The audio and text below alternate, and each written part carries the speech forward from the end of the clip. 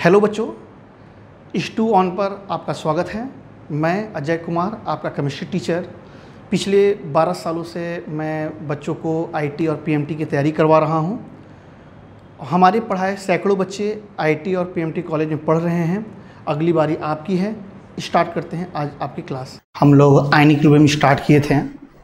आज हम लोग आयनिक इक्विलिब्रियम में आगे बढ़ रहे हैं और आगे बढ़ते हुए हम लोग स्टार्ट कर रहे हैं आज साइमल्टेनियस सॉल्बिलिटी। अब मामला ये आता है कि साइमल्टेनियस सॉल्बिलिटी है क्या। जैसा कि डिफिनीशन है, solubility of two electrolyte have the common ion when they are dissolve in same solution is called simultaneous solubility. आपके पास कोई दो इलेक्ट्रोलाइट हैं, दोनों इलेक्ट्रोलाइट वीक इलेक्ट्रोलाइट हैं। आप उन दोनों इलेक्ट्रोलाइट को एक कॉमन सॉल्यूशन में डाला है। एक कॉमन सॉल्यूशन में दोनों इलेक्ट्रोलाइट हैं। उन दोनों इलेक्ट्रोलाइट के पास एक कॉमन आयन प्रेजेंस है। इन कॉमन आयंस की वजह से इनकी जो सॉल्बिलिटी होती है वो प्योर वाटर या प्योर सॉल्वेंट की तुलना में यहाँ पर डिक्रीज कर जाती है। मैं फिर से बोल रहा हूँ, आपके पास कोई इलेक्ट्रोलाइट है, आपने इसको वाटर में ऐड किया है, वहाँ पर जो उसकी सॉल्बिलिटी रहेगी उसी टाइप का या उसी कॉमन आयन का कोई दूसरा वीक इलेक्ट्रोलाइट आप उसमें ऐड करोगे तो उसकी जो सॉल्बिलिटी है वो डिक्रीज करती है सर। इसको हम लोग बोलते हैं साइमल्टेनियस सॉल्बिलिटी। मैं आपको एक एग्जांपल लेके यहाँ पे समझाने की कोशिश कर रहा हूँ। हमने यहाँ पर एक वीक इलेक्ट्रोलाइट लिया है और वीक इलेक्ट्रोलाइट हम लोगों ने यहाँ पर AB लिया। AB वीक इलेक्ट्रोलाइट लिया है। ये AB हमारे पास कोई वीक इलेक्ट्रोलाइट है। ये डिसोसिएट हुआ है और यहाँ पर बना है A+ और बना है B-। यहाँ पर इसी सेम सॉल्यूशन में हम लोगों ने एक और इलेक्ट्रोलाइट ले रखा है जिसका नाम है Cb। हम लोगों ने यहाँ पर एक Cb इलेक्ट्रोलाइट ले रखा है। यहाँ से ये भी ब्रेक हुआ है, C+ है और B- है।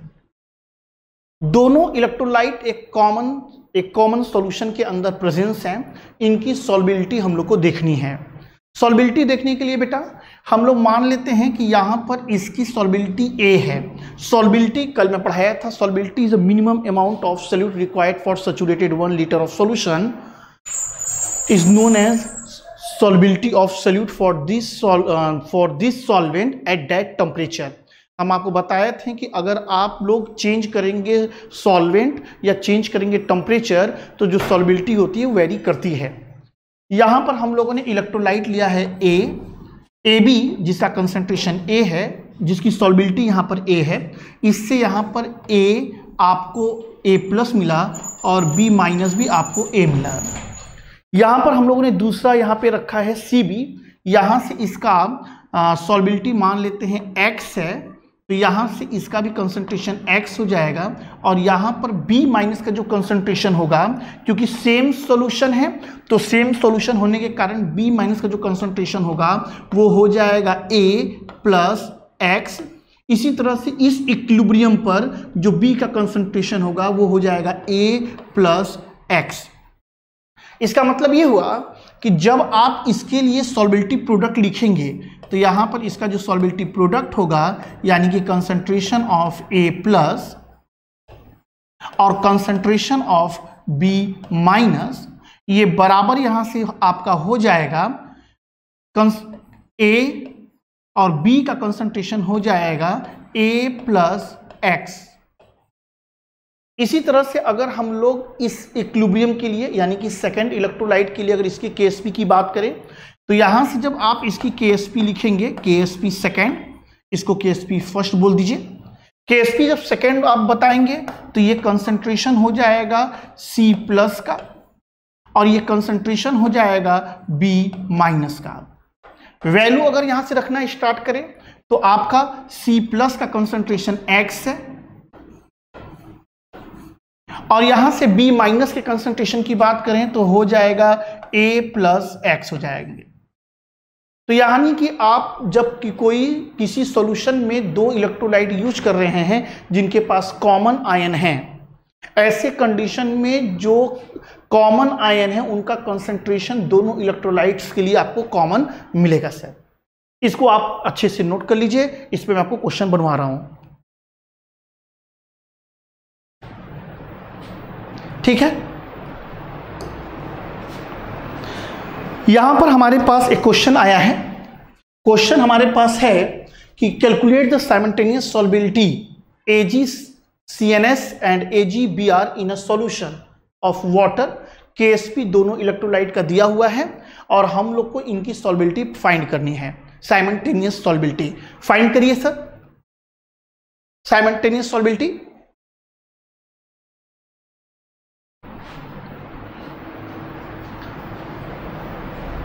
चलिए एक क्वेश्चन हम बनाते हैं।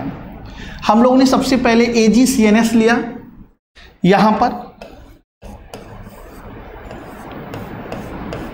यहां से ये ब्रेक किया, बना Ag प्लस और CNS माइनस।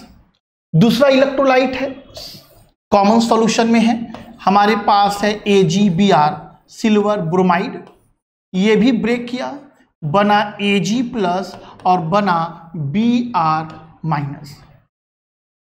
कंसंट्रेशन की बात करें तो मान लेते हैं इस सॉल्यूशन में AgCN का कंसंट्रेशन यानी कि सॉल्युबिलिटी अगर A है तो यहां से आपको Ag का कंसंट्रेशन इस इलेक्ट्रोलाइट से मान लेते हैं A मिला, तो यहां पर इसके अनायन का भी कंसंट्रेशन A है।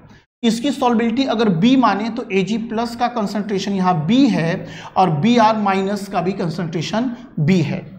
क्योंकि आपके पास ये कॉमन इलेक्ट्रोलाइटिक सॉल्यूशन है, तो कॉमन इलेक्ट्रोलाइटिक सॉल्यूशन है तो Ag प्लस का जो कंसंट्रेशन होगा यहां से इस इलेक्ट्रोलाइट से अगर आपको A मिला है तो इस इलेक्ट्रोलाइट से आपको B मिला है, यानी इस कॉमन सॉल्यूशन में एक सॉल्यूशन में जो Ag प्लस का कंसंट्रेशन होगा वो A प्लस B हो जाएगा। इसी तरह यहां पर जो Ag प्लस का कंसंट्रेशन होगा ये A प्लस B हो जाएगा। अब हम लोग को पता करना है इनका साइमल्टेनियस सॉल्युबिलिटी, यानी कि हम लोग को A और B की वैल्यू फाइंड करनी है। हम लोग इनके लिए KSP लिखते हैं। अगर हम लोग इसके लिए KSP लिखें तो यहां पर हम लोग लिखेंगे कंसंट्रेशन ऑफ Ag प्लस, इसके लिए KSP इसको 1 मान लेते हैं, यहां से हो जाएगा कंसंट्रेशन ऑफ CNS माइनस, यहां से अगर हम लोग लिखें तो ये हो जाएगा KSP2, ये बराबर हो जाएगा कंसंट्रेशन ऑफ Ag प्लस और concentration of Br minus. Value रखना स्टार्ट करें तो Ag प्लस का जो कंसंट्रेशन है वो हमारे पास है A प्लस B और यहां पर है A, ये हमारा KSP फर्स्ट है, इसको हम लोग ने बना लिया है इक्वेशन 1। यहां पे वैल्यू पुट करता हूं, ये हो जाएगा KSP2 बराबर Ag प्लस का कंसंट्रेशन हो जाएगा A प्लस B, यहां से हो जाएगा concentration of B, equation second. Equation 1 और इक्वेशन 2 को हम लोग डिवाइड कर रहे हैं। जब इक्वेशन 1 और इक्वेशन 2 को आप डिवाइड करेंगे तो यहां से A प्लस B और A प्लस B दोनों कैंसिल आउट हो जाएंगे।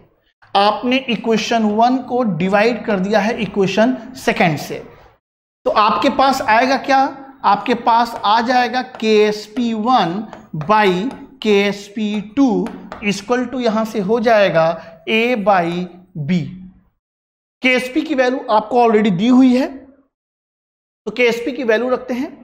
यहां से क्वेश्चन को आगे बढ़ा रहा हूं, यहां पर KSP1 की जो वैल्यू है 10 के पावर माइनस 12 है और जो KSP2 की वैल्यू है 5 इंटू 10 के पावर में माइनस 13 है, ये बराबर है A बाई B के।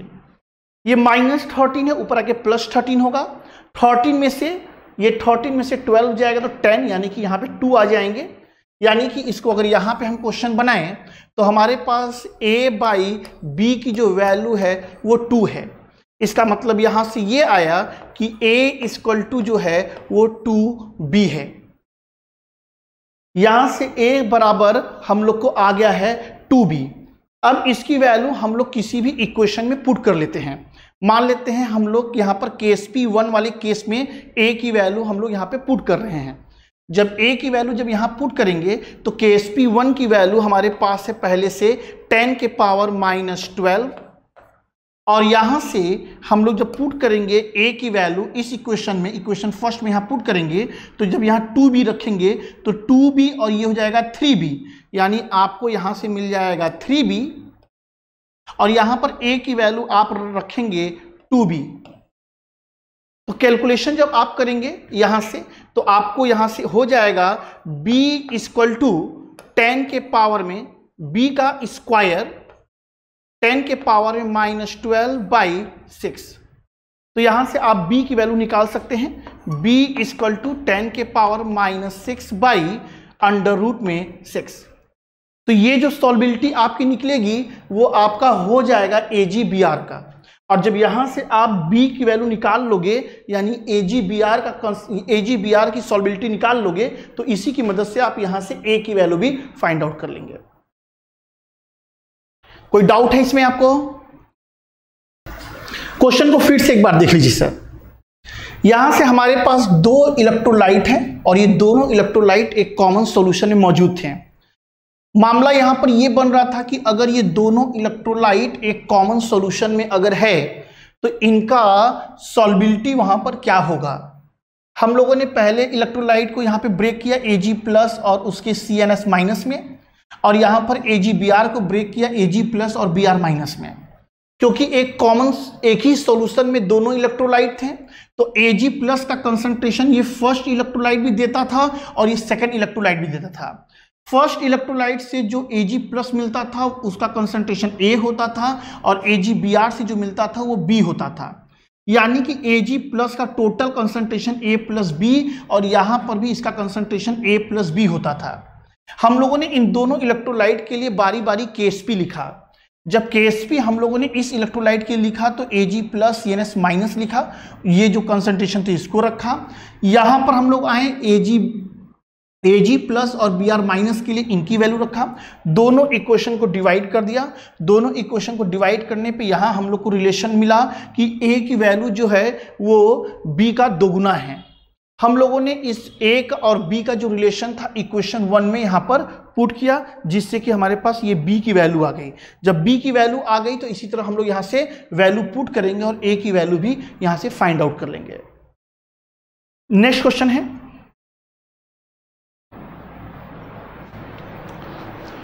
क्वेश्चन है, ये जेई का क्वेश्चन आपके पास है।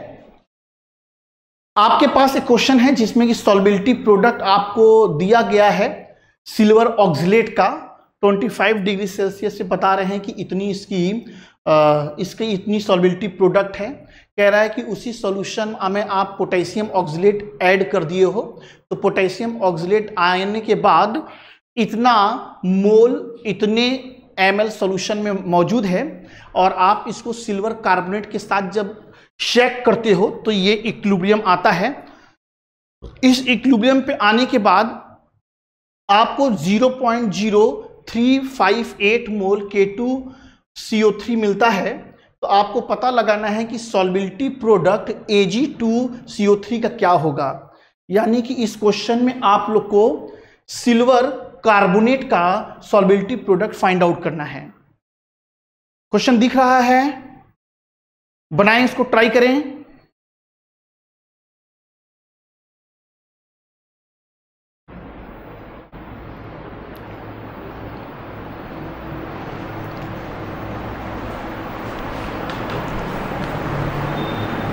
क्वेश्चन पढ़ें, पहले क्वेश्चन पढ़ें।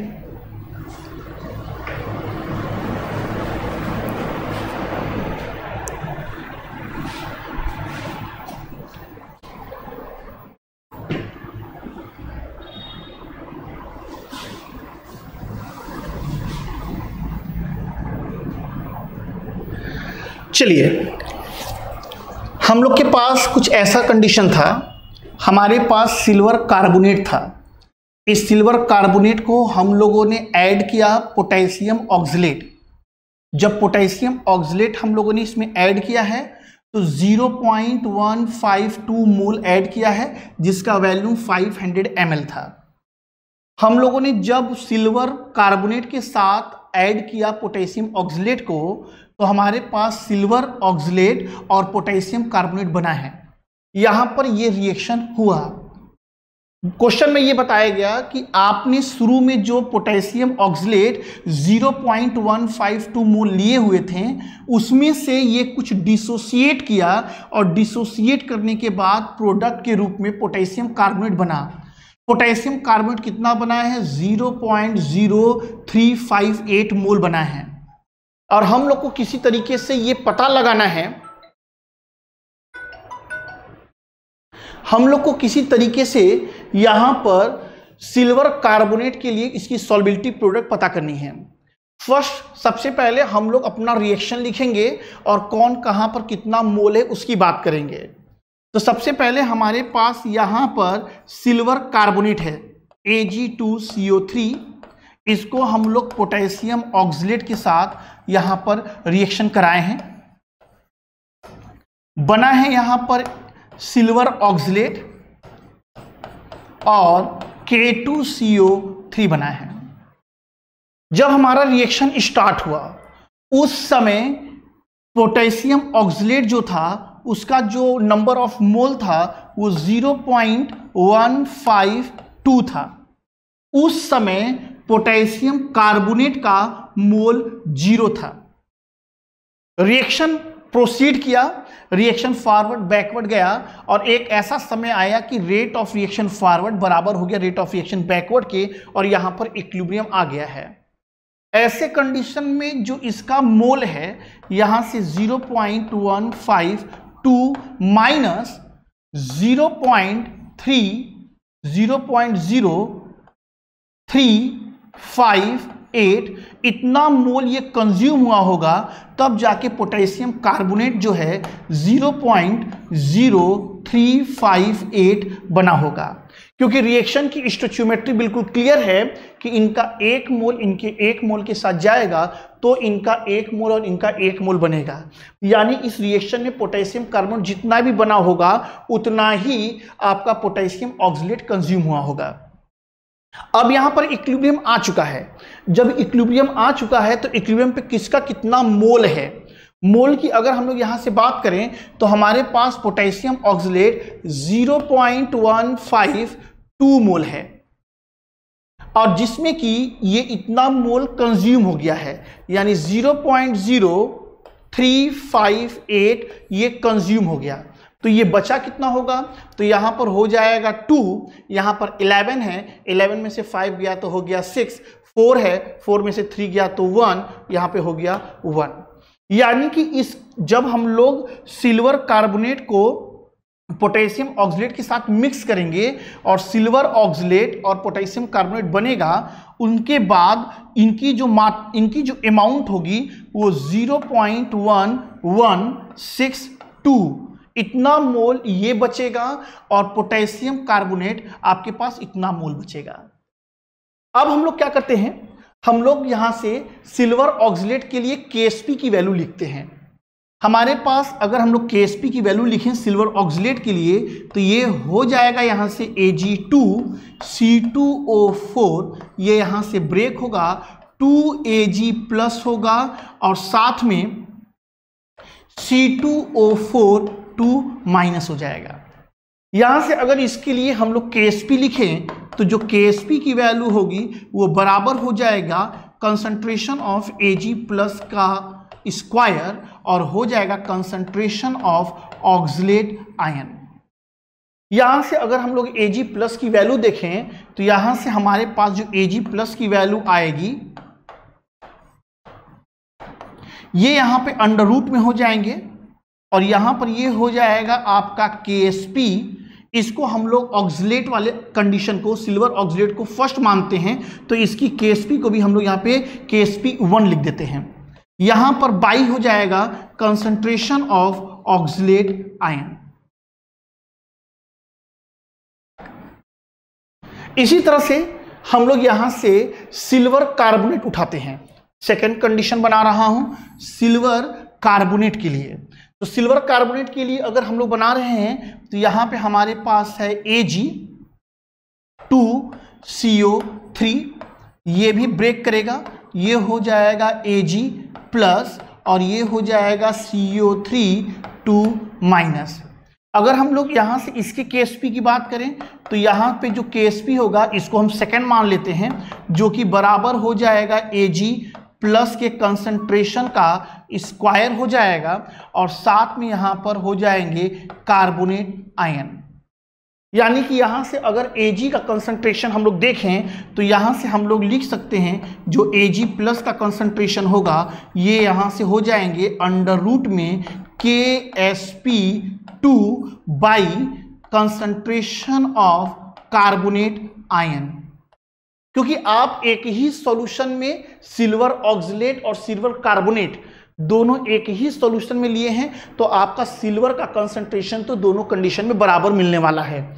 ऐसे कंडीशन में यहां पर जब दोनों के LHS कॉमन है तो दोनों के RHS भी कॉमन हम दिखाएंगे, तो यहां पे हमारे पास आ जाएगा,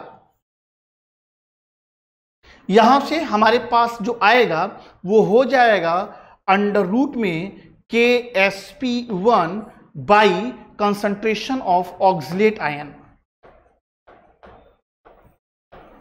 और इसकी वैल्यू जो होगी बराबर हो जाएगी अंडर रूट में KSP2 बाई यहां पे हो जाएगा कार्बोनेट आयन। दोनों साइड अंडर रूट है, दोनों साइड से अंडर रूट हम लोग कॉमन लेते हैं। अब हमको निकालना क्या था, हम लोग को सिल्वर कार्बोनेट के लिए KSP की वैल्यू निकालनी थी, यानी KSP2 हम लोग को फाइंड आउट करना था। तो जब दोनों साइड से अंडर रूट हम लोग हटाएंगे, कार्बोनेट आयन को इस साइड भेजेंगे, तो यहां से हमारा जो KSP2 होगा वो बराबर हो जाएगा KSP1, ऊपर साइड में चला जाएगा कार्बोनेट आयन का कंसंट्रेशन और यहां पर आ जाएगा कंसंट्रेशन ऑफ ऑक्सलेट आयन। अगर हम लोग कंसंट्रेशन की बात करें तो जो भी ऑक्सलेट आयन हम लोग को मिलेगा वो सब पोटेशियम ऑक्सलेट से होगा, तो ये पोटेशियम ऑक्सलेट का हम लोग number of mole by volume रखेंगे, तो इसका जो मोल है वो 0.1126 है, बाई वैल्यूम 500 ml यानी 0.5 लीटर करोगे।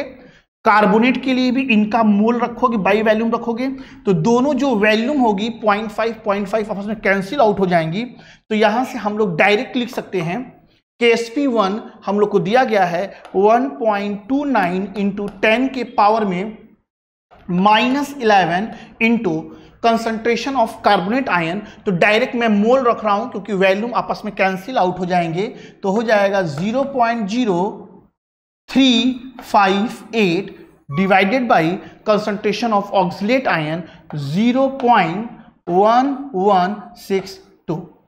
ये नंबर ऑफ मोल हमने डायरेक्ट इसलिए रखा है क्योंकि इसके मोल के पास भी नीचे वैल्यूम आने वाला है 0.5 लीटर, यहां पर भी 0.5 लीटर, दोनों 0.5 कैंसिल हो जाएंगे। तो फाइनल आपके पास ये आ गया है सिल्वर कार्बोनेट का सॉल्बिलिटी प्रोडक्ट। यहां पर हम लोगों ने साइमल्टेनियस सॉल्बिलिटी पर क्वेश्चन बनाए। आगे हम लोग जा रहे हैं प्रेसिपिटेट पढ़ने। अगर हम लोग प्रेसिपिटेट की बात करें तो प्रेसिपिटेट होता क्या है, हम लोग कोई केमिकल रिएक्शन करा रहे होते हैं और उस केमिकल रिएक्शन में कोई एक ऐसा प्रोडक्ट बनता है जो कि सॉल्यूशन में डिसॉल्व ना हो, उसको हम लोग बोल देते हैं कि वो प्रेसिपिटेट है। प्रेसिपिटेट हम लोग को नेगेटाइट से दिखता है, इसका मतलब कि उसकी साइज जो है वो 3800 यानी 3800 एंगस्ट्रॉम से बड़ा ही है। और आपको पता है कि जो ट्रू सॉल्यूशन के पार्टिकल होते हैं उनकी साइज जो होती है वो 10 एंगस्ट्रॉम से छोटी होती है, यानी कि ये कोलाइडल पार्टिकल से भी बड़े पार्टिकल होते हैं। अगर हम लोग यहाँ पर सॉल्बिलिटी प्रोडक्ट और आयनिक प्रोडक्ट की बात करें तो मैंने आपको कल भी पढ़ाते समय बताया था, सॉल्बिलिटी प्रोडक्ट किसी भी सॉल्यूशन में आयनों के कंसंट्रेशन का प्रोडक्ट है, लेकिन उसके लिए कंडीशन है कि सॉल्यूशन जो होना चाहिए वो हमारा क्या होना चाहिए, सैचुरेटेड होना चाहिए। लेकिन मान लो अगर हमारा सॉल्यूशन सैचुरेटेड नहीं है, अगर सॉल्यूशन सैचुरेटेड नहीं है और वहां पर जो आयनों का कंसंट्रेशन का प्रोडक्ट है तो हम लोग उसको बोलते हैं आयनिक प्रोडक्ट। जैसे कि यहाँ पर अगर हम लोग बात करें, हम लोग यहाँ पर कोई भी इलेक्ट्रोलाइट ले लेते हैं, जैसे अगर हम लोग बात करें XY का, XY कोई इलेक्ट्रोलाइट है, इनके डिसोसिएट होते हैं और डिसोसिएट होकर बनते हैं X माइनस और यहाँ पर X प्लस और Y माइनस। तो यहां पे इनके आयनों के जो कंसंट्रेशन का प्रोडक्ट होगा उसको हम लोग बोलेंगे आयनिक प्रोडक्ट। तो ये हो जाएगा आपका X प्लस और यहां से हो जाएगा ये Y माइनस। ये आपका आयनिक प्रोडक्ट होगा कब तक, जब तक कि सॉल्यूशन सैचुरेटेड ना हो सर। अगर सॉल्यूशन सैचुरेट हो गया तो इसी को आप बोलेंगे कि ये आपका सॉल्बिलिटी प्रोडक्ट है। अगर आपका सॉल्यूशन सैचुरेटेड है, अब उसमें और ज्यादा सॉल्यूट डिसॉल्व नहीं हो रहा है, ऐसा कंडीशन है कि अब और ज्यादा सॉल्यूट उसमें डिसॉल्व नहीं हो रहा है, तो वो हमारा हो गया है सैचुरेटेड सॉल्यूशन। तो अब सैचुरेटेड सॉल्यूशन जब होगा तो इसी आयनों के कंसंट्रेशन का प्रोडक्ट आप सॉल्बिलिटी प्रोडक्ट बोलोगे। लेकिन मान लो अगर सैचुरेटेड नहीं है तो ऐसे कंडीशन में आयनों के कंसंट्रेशन का जो प्रोडक्ट होता है उसको हम लोग बोल देते हैं कि वो आयनिक प्रोडक्ट है। यहां पे अगर हम लोग आ जाएं, यहां की चीजों को अगर हम डिस्कस करें तो यहां पर हम लोगों ने केस बनाया है कि जो आयनिक प्रोडक्ट है वो लेस देन KSP है। अगर आप केमिकल इक्विलिब्रियम पढ़े होंगे तो केमिकल इक्विलिब्रियम में आपको पढ़ाया गया होगा क्यूसेंट ऑफ रिएक्शन। Q और Kc की वैल्यू से आप रिएक्शन के डायरेक्शन को तय करते थे। Q की वैल्यू जब बराबर होगी Kc के तो इक्विलिब्रियम होगा, Q की वैल्यू जब बड़ी होगी Kc से तो रिएक्शन बैकवर्ड जाएगा, Q की वैल्यू जब छोटी होगी Kc से तो रिएक्शन फॉरवर्ड जाएगा। सेम मामला यहां पर भी है। सॉल्यूशन जब सैचुरेटेड है तो आयनों के कंसंट्रेशन का प्रोडक्ट सॉल्बिलिटी प्रोडक्ट है, और जब सॉल्यूशन सैचुरेटेड नहीं है तो आयनों के कंसंट्रेशन का प्रोडक्ट आयनिक प्रोडक्ट है। केस फर्स्ट है, हमारा जो आयनिक प्रोडक्ट है वो सॉल्बिलिटी प्रोडक्ट से छोटा है सर।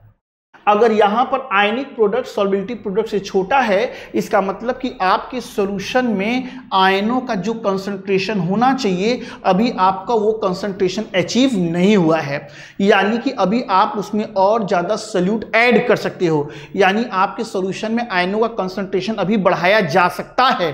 तो ऐसे कंडीशन में जो आयनिक प्रोडक्ट है वो हमारा यहां पर अगर छोटा है सॉल्बिलिटी प्रोडक्ट से, यानी कि आपका सॉल्यूशन अनसैचुरेटेड सॉल्यूशन है और अभी आपके सॉल्यूशन में और ज्यादा सॉल्यूट डिसॉल्व हो सकता है।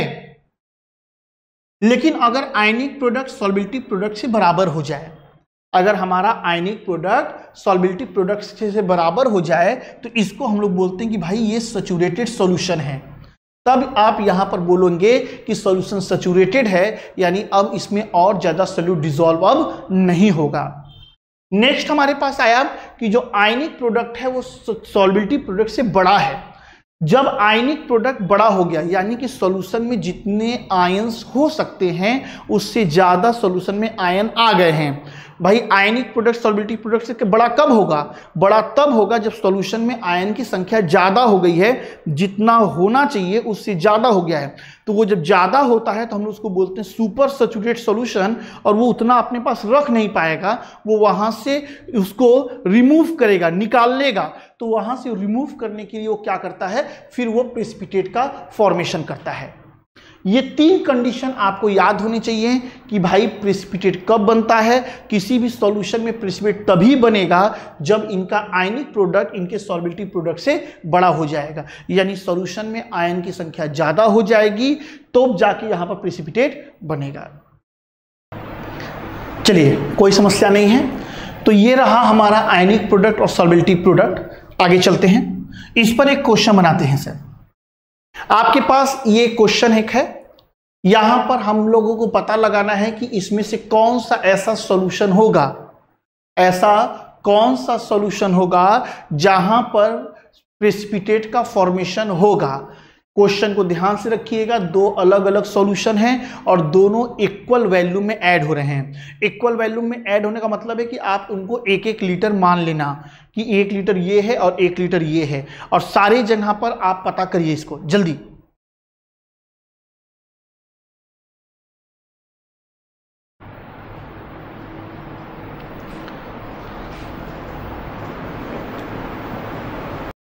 हमारे पास सिल्वर नाइट्रेट है और HCl है। आप लोग स्कूल जा रहे होंगे तो आपको यहाँ पर हाइड्रोजन का कंफर्मेशन टेस्ट होता है, ये व्हाइट प्रेसिपिटेट देता है सर। यहाँ पर हम लोग जब AgNO3 को ऐड करेंगे HCl के साथ तो यहाँ से AgCl बनता है, वाइट प्रेसिपिटेट होता है ये, और ये कंफर्म करता है कि भाई आपके पास जो है वो क्लोरीन आयन है। हाइड्रोजन का ये टेस्ट होता है। यहाँ पर हमारे पास ये दोनों सॉल्यूशन है, दोनों इक्वल वैल्यू में है, तो हम मान के चलते हैं कि दोनों 1-1 लीटर हैं। अगर दोनों 1 लीटर है बच्चा, तो आपके पास कोई कंसंट्रेशन है, अब उसका वैल्यूम आप जब डबल करोगे तो वैल्यूम डबल करते ही उसका कंसंट्रेशन हाफ हो जाता है। तो कंसंट्रेशन हाफ हो जाता है। सबके लिए हम लोग कंसंट्रेशन पता कर रहे हैं, सॉरी आयनिक प्रोडक्ट पता कर रहे हैं। तो आयनिक प्रोडक्ट हम लोग सबसे पहले A के लिए पता कर रहे हैं। तो यहाँ से जो Ag का कंसंट्रेशन होगा, तो सिल्वर नाइट्रेट में 1 मोल सिल्वर नाइट्रेट में 1 मोल सिल्वर है। आप यहां से AgNO3 को ब्रेक करके चेक कर लीजिए सर। तो यहां से अगर आपका सिल्वर नाइट्रेट जब ब्रेक करता है तो एक सिल्वर नाइट्रेट एक ही सिल्वर आयन देता है। इसका मतलब यह हुआ कि यहां पे जो सिल्वर का कंसंट्रेशन होगा 10 के पावर -4 होगा, लेकिन उतना ही वैल्यू में जब HCl आएगा तो उसका कंसंट्रेशन हाफ हो जाएगा। यानी कि यहाँ पर जब हम लोग Ag का कंसंट्रेशन रखेंगे तो 10 के पावर -4/2 रख देंगे। इसी तरह HCl की भी कहानी है। जब HCl ब्रेक करता है तो H+ और Cl- आता है, तो इसके 1 मोल डिसोसिएट होने से Cl- 1 मोल बनता है। स्टोचियोमेट्री में आपको दिखा रहा हूं कि ऐसा नहीं कि इनके 1 मोल जाने से इनका 2 या 3 मोल बन रहा है कि नंबर ऑफ मोल चेंज होगा, ऐसा नहीं है। जितना मोल ये होंगे उतना मोल ये है। तो अगर यहां पर इनका कंसंट्रेशन 10 के पावर -7 था, इक्वल वैल्यू में ये आया है, तो ये यहां पर हो जाएगा 10 के पावर -7/2। तो आयनिक प्रोडक्ट अगर हम लोग फर्स्ट केस में देखें तो यहां से आयनिक प्रोडक्ट हमारे पास जो आ रहा है ये 10 के पावर -7 और ये 11, ये हो जाएगा 10 के पावर -11/4। यानी आप इसको लिख सकते हो 2.5 10 के पावर में -12। ये फर्स्ट कंडीशन के लिए आयनिक प्रोडक्ट मैंने निकाला। आप सेकंड के लिए चेक कर लीजिए सर। सेकंड के लिए जब आप आयनिक प्रोडक्ट चेक करेंगे फिर वही हो जाएगा 10 के पावर -5/2 हो जाएगा। यहां से देखें तो 10 के पावर -6/2 हो जाएगा। तो -6 है, -5 है, -11 होंगे। टोटल ओवरऑल आपके पास 2.5 10 के पावर -12। तो आयनिक प्रोडक्ट A और B का 2.5 10 के पावर -12 आ गया है। आप देख सकते हो कि सॉल्बिलिटी प्रोडक्ट से ही इनका आयनिक प्रोडक्ट छोटा है, तो प्रेसिपिटेट बनना दूर की बात है, सॉल्यूशन अभी सैचुरेटेड भी नहीं है। जब सॉल्यूशन सैचुरेटेड नहीं है तो इसमें अब और भी ज्यादा अभी सॉल्यूट आप ऐड कर सकते हैं। सी ऑप्शन के लिए, तीसरे के लिए हम लोग यहां पर चेक किए, तो जब हम लोगों ने सी के लिए आयनिक प्रोडक्ट निकाला तो यहां से हमारे पास आ गया है 10 के पावर -5 है, तो यहां से हो जाएगा 10 के पावर -5/2 हो जाएंगे। यहां से ये 10 के पावर -4 है तो 10 के पावर -4/2 हो जाएगा। इनका जब मल्टीप्लाई होगा तो 10 के पावर -9 आएंगे। इसको कैलकुलेट करेंगे तो 2.5 10 के पावर -10 हो जाएगा। 5 और 4 10 के पावर -9/4 है, तो 10/4 इंटू 10 के पावर -10 करेंगे। कैलकुलेट किया हूं 2.5 यहां पे लिखा हूं। अगर हम डी ऑप्शन की बात करें, डी भी चेक ही कर लेता हूं।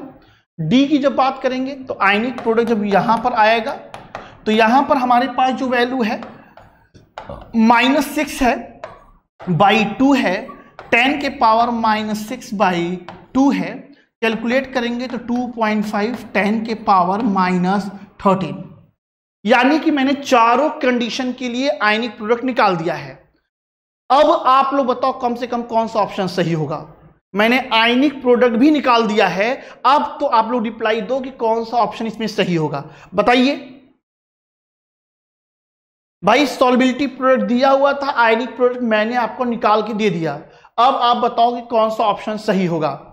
यहां पर जो सी ऑप्शन है वो सही है, क्योंकि इन चारों कंडीशन में केवल सी ऑप्शन है जहां पर इसका आयनिक प्रोडक्ट जो है वो सॉल्बिलिटी प्रोडक्ट से बड़ा आ रहा है सर।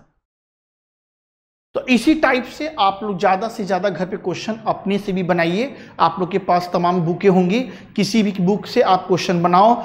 नेक्स्ट प्रेसिपिटेट के आगे हम लोग चलते हैं तो हम लोग के पास जो अगला मामला आता है वो होता है फ्रैक्शनल प्रेसिपिटेशन। फ्रैक्शनल प्रेसिपिटेशन क्या होता है इसको पहले समझेंगे।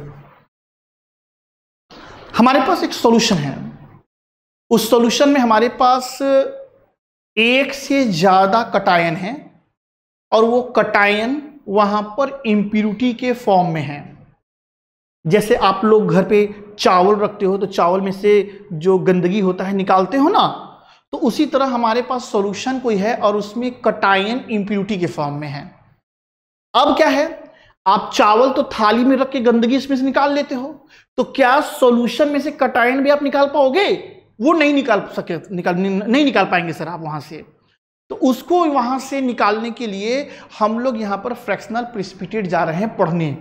यानी हमारे पास एक कंटेनर है, उसमें सॉल्यूशन है, उस सॉल्यूशन में कुछ कटायन है जो इम्प्यूरिटी के फॉर्म में है। उन कटायन को उस सॉल्यूशन से निकालने के लिए हम लोग जा रहे हैं पढ़ने फ्रैक्शनल प्रेसिपिटेट। फ्रैक्शनल प्रेसिपिटेट एक तरीका है, एक मेथड है किसी सॉल्यूशन में मौजूद इम्प्यूरिटीज को रिमूव करने के लिए। डिफिनीशन यहाँ पे लिखा हुआ है, it is a technique for separation of two और more ion from a solution by the adding of a reagent that precipitate first one ion and then the second. ये एक ऐसा तरीका है जहां पर आपके सॉल्यूशन में जो मौजूद हैं कटायन इम्प्यूरिटी के फॉर्म में, उनको हम लोग वहां से बारी बारी करके सेपरेट कर लेंगे, बारी बारी करके वहां से हम लोग निकाल लेंगे। तो यही है हम लोग का फ्रैक्शनल प्रेसिपिटेट। अब हमारे पास इस पर जो क्वेश्चन आते हैं, क्वेश्चन ये आते हैं कि आपके पास कोई सॉल्यूशन है और उस सॉल्यूशन में कोई ऐसे कोई कटायन है, उन कटायन को आप निकालोगे कैसे? तो उन कटायन को निकालने के लिए हम लोग एक पर्टिकुलर रिएजेंट उस सॉल्यूशन में ऐड करते हैं। उस रिएजेंट का कोई एक आयन जो होगा उन जो इम्प्यूरिटीज हैं उनके साथ मिलेगा और मिलकर उनको प्रेसिपिटेट बना लेगा। तो हम जो रिएजेंट यूज करते हैं उसको बोलते हैं पेप्टाइजेशन एजेंट। वो वहां पे जाएगा और उसका एक आयन उनके साथ ऐड होगा और ऐड होकर बारी बारी उनको प्रेसिपिटेट करके सॉल्यूशन से बाहर निकाल देगा। तो इस पर एक क्वेश्चन है, वो क्वेश्चन मैं आपको दे रहा हूं, उस क्वेश्चन को आप ट्राई करिए सर। ये एक क्वेश्चन है जहां पर बताया ये गया कि कोई एक्वस सॉल्यूशन है जहां पर Ba2+ और Ca2+ बेरियम है और कैल्शियम है, ये दोनों यहां पर इम्प्यूरिटीज के फॉर्म में है। इन दोनों को हम लोग को वहां से रिमूव करना है, दोनों को वहां से हटाना है। इसके लिए बाकायदा आप एक पेप्टाइजिंग एजेंट यूज कर रहे हो जिसका नाम है पोटेशियम सल्फेट। पोटेशियम सल्फेट को आपने जब यहाँ पर यूज किया है तो वो बेरियम सल्फेट और कैल्शियम सल्फेट प्रेसिपिटेट बन के निकल रहा है। कह रहा है कि आपको बताना है कि इनमें से कौन सा आयन यानी कि कैल्शियम और बेरियम आपके पास जो इम्प्यूरिटी के फॉर्म में सॉल्यूशन में मौजूद है उसमें से कौन सा पहले प्रेसिपिटेट बनना शुरू करेगा। और दूसरा क्वेश्चन हमारा यहाँ पर यह है कि जब पहला वाला प्रेसिपिटेट बन के फ्री होगा यानी दूसरा जब स्टार्ट करेगा तो पहले वाले आयन का कंसंट्रेशन सॉल्यूशन में कितना रिमेनिंग है। तो ये आपके पास क्वेश्चन है, आपको 2 मिनट दिया हूं, इसको ट्राई करिए सर जल्दी। चलो मैंने मान लिया कि आप लोगों ने ट्राई किया होगा और अच्छा ट्राई किया होगा। थोड़ा सा कुछ चीज़ें मैं बता रहा हूं उनको आप समझोगे। हमारे पास सॉल्यूशन है, इसके अंदर कैल्शियम भी इम्प्यूरिटी के फॉर्म में है और बेरियम भी इम्प्यूरिटी के फॉर्म में है। हम लोग को उन दोनों को वहां से रिमूव करना था। रिमूव करने के लिए हाँ वेरी गुड, एक बच्चे का आंसर आया है, शाबाश। चलिए और लोग भी बनाइए। हमारे पास 2 इम्प्यूरिटी के फॉर्म में मौजूद थे। अब मामला ये था कि इसमें से पहले कौन सा प्रेसिपिटेट बन जाएगा ये हम लोग को पता करना था। हमारे पास जो दोनों कटायन हैं उन दोनों कटायन में से जिसको सल्फेट आयन का कंसंट्रेशन कम चाहिए यानी कि जो कम सल्फेट लेकर प्रेसिपिटेट बना लेगा वो पहले प्रेसिपिटेट बनाएगा। जिसको सल्फेट आयन का कंसंट्रेशन ज्यादा चाहिए वो रुकेगा, जब वो कंसंट्रेशन उस सॉल्यूशन में अचीव होगा तो जाके वो प्रेसिपिटेट बनना शुरू होगा। पूरी बातें फिर से, आपके पास दो कटायन्स हैं, इन दो कटायन में से आपको पता लगाना था कि पहले प्रेसिपिटेट कौन बनेगा। तो पहले प्रेसिपिटेट वो बनेगा जिसको कम कंसंट्रेशन चाहिए भाई, जो कम कंसंट्रेशन में अपना प्रेसिपिटेट स्टार्ट कर लेगा वो बनाना शुरू कर लेगा।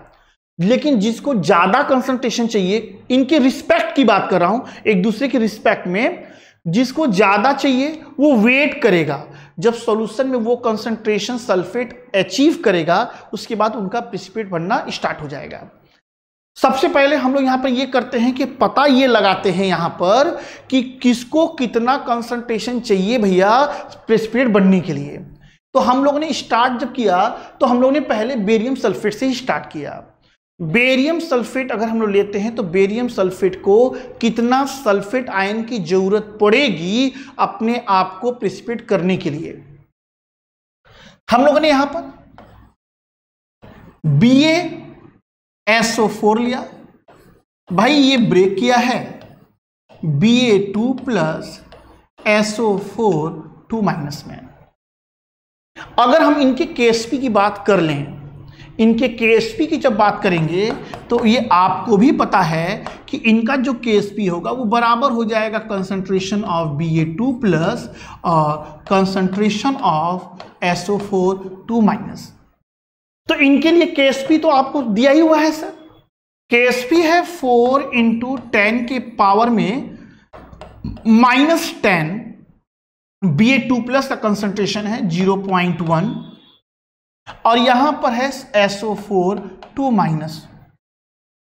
तो 10 के 0.1 है, तो यानी कि 0.1 जब नीचे आ जाएगा तो यहां पे सल्फेट आयन का जो कंसंट्रेशन होगा वो निकल कर आया 4 × 10 के पावर में -9। यानी कि सॉल्यूशन में जो आपके पास सॉल्यूशन है उस सॉल्यूशन में अगर SO4 2 माइनस का कंसंट्रेशन 4 × 10 के पावर -9 के एबव जाएगा, यहां तक प्रेसिपिटेट नहीं बनेगा सर, यहां तक तो सॉल्यूशन सैचुरेट रहेगा, लेकिन इससे जरा भी एबव जाएगा तो यहां पर प्रेसिपिटेट बनना शुरू हो जाएगा। आगे चलते हैं। ये तो रही बात बेरियम सल्फेट की।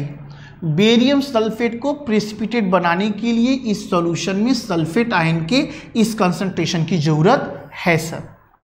अब हम लोग बात कर लेते हैं कि भाई कैल्शियम सल्फेट को क्या जरूरत पड़ेगी। तो यहां पर अगर हम बात करें CaSO4 की तो ये बनेगा Ca2 प्लस और SO4 2 माइनस। इनके KsP की जब बात करें तो जो इनकी KsP होगी वो Ca2 प्लस का कंसंट्रेशन और SO4 2 माइनस का कंसंट्रेशन।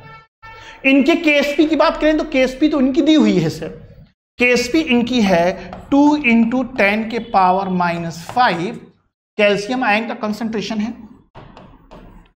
और यहां पर हो जाएगा आपका सल्फेट आयन।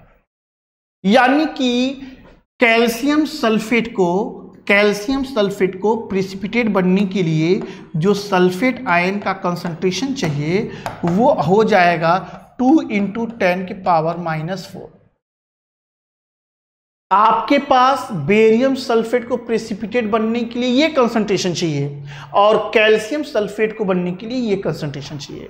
तो अब आप ही बताओ किसको कम कंसंट्रेशन की जरूरत है, आप ही लोग बताओ, चैट करो यार, इसमें से किसको आपको लग रहा है कि कम कंसंट्रेशन में काम चल जाएगा। यहां पर बेरियम सल्फेट पहले प्रेसिपिटेट बनेगा क्योंकि इनको सल्फेट आयन के कंसंट्रेशन की जरूरत कम है। तो जब कम कंसंट्रेशन की जरूरत है तो यहां से ये सल्फेट अपना लेंगे और प्रेसिपिटेट बनाना शुरू कर लेंगे। इसमें अगला क्वेश्चन ये था कि find the remaining concentration of first ion. First ion यानी कि जो पहले प्रेसिपिटेट बनना शुरू कर गया है उस फर्स्ट आयन का सॉल्यूशन में क्या कंसंट्रेशन होगा। आपके पास क्वेश्चन यही है कि अगर हमारा फर्स्ट आयन का क्या कंसंट्रेशन होगा जबकि सेकेंड वाला प्रेसिपिटेट बनाना शुरू कर देगा। सेकेंड वाला प्रेसिपिटेट बनाना कब शुरू करेगा, यानी कि अगर हम लोग का बेरियम जो है पहले प्रेसिपिटेट बना रहा है तो सेकेंड यानी कि कैल्शियम सल्फेट बनना है, तो कैल्शियम सल्फेट का प्रेसिपिटेट बनना कब शुरू होगा, तब शुरू होगा जबकि सल्फेट आयन का कंसंट्रेशन 2 × 10⁻⁻⁴ हो जाएगा। जब सल्फेट आयन का कंसंट्रेशन इतना अचीव होगा, जब ये कंसंट्रेशन सॉल्यूशन अचीव करेगा सल्फेट आयन का, तब जाकर प्रेसिपिटेट बनना शुरू हो जाएगा कैल्शियम सल्फेट का। तो अब मान लेते हैं कि सॉल्यूशन में सल्फेट आयन का कंसंट्रेशन ये अचीव हो गया है, अब स्टार्ट होने वाला है कैल्शियम सल्फेट का प्रेसिपिटेट बनना। तो अब क्वेश्चन ये था कि भाई तो बेरियम का कितना कंसंट्रेशन बचा होगा, निकाल लेते हैं सर। बेरियम का कितना बचा होगा, तो बेरियम के लिए तो सॉल्युबिलिटी प्रोडक्ट उनकी दी हुई है। हमने माना कि Ba2+ का कंसंट्रेशन है और यहां पर SO4 2- का कंसंट्रेशन है, तो यहां पर Ksp इनकी है 4 × 10⁻⁻10। Ba2+ का कितना कंसंट्रेशन सॉल्यूशन में होगा, कब, जबकि सॉल्यूशन में सल्फेट आयन का कंसंट्रेशन यहां पर 2 × 10⁻⁻4 हो चुका है। यहां से कैलकुलेशन कर लेते हैं, 2 से ये 4 2 बार में और यहां पर ये आया, तो Ba2+ का जो कंसंट्रेशन हम लोग को यहां मिलेगा 2 × 10⁻⁻6 होगा। यानी कि आपका Ba2+ का जो कंसंट्रेशन है सॉल्यूशन में इतना बचा होगा, कब, जबकि कैल्शियम सल्फेट का प्रेसिपिटेट बनना शुरू हुआ होगा। तो ये था हम लोग का फ्रैक्शनल प्रेसिपिटेट पर क्वेश्चन। यहां से हम लोग आज का क्लास खत्म कर रहे हैं और हम लोग जब अगली क्लास में मिलेंगे तो हम लोग आयनिक प्रोडक्ट ऑफ वाटर और पीएच, एसिड, बेस और सॉल्ट वगैरह चीजें डिस्कस करेंगे। On H2ON study is always on. Concepts के बेहतर रियलाइजेशन के लिए H2ON पर बने रहिए।